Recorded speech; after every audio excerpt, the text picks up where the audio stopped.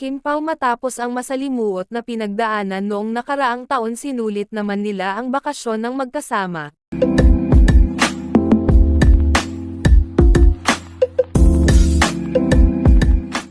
Sinulit nina Kim Chiu at Paulo Avellino ang kanilang bakasyon na makikita sa mga larawang ibinahagi kung saan kapwa sila masaya at relaxed. Kapansin-pansin sa mga kuha ang natural na saya at gun ng samahan ng tinaguriang Chanita Princess at ni Paulo.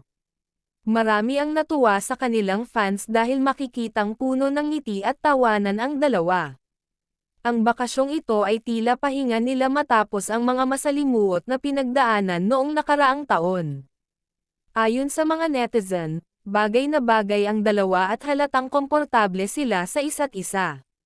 Sa bawat larawan ay ramdam ang positibong aura at masayang vibes ng kanilang pagsasama.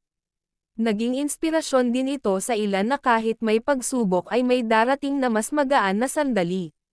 Hindi man detalyado ang ibinahaging impormasyon, sapat na ang mga larawan upang ipakita ang kanilang kasiyahan. Patuloy na umaani ng papuri at suporta ang dalawa mula sa kanilang mga tagahanga. Sa huli, ang bakasyong ito ay nagsilbing paalala na mahalaga ang pahinga at saya matapos ang mga hamon ng buhay.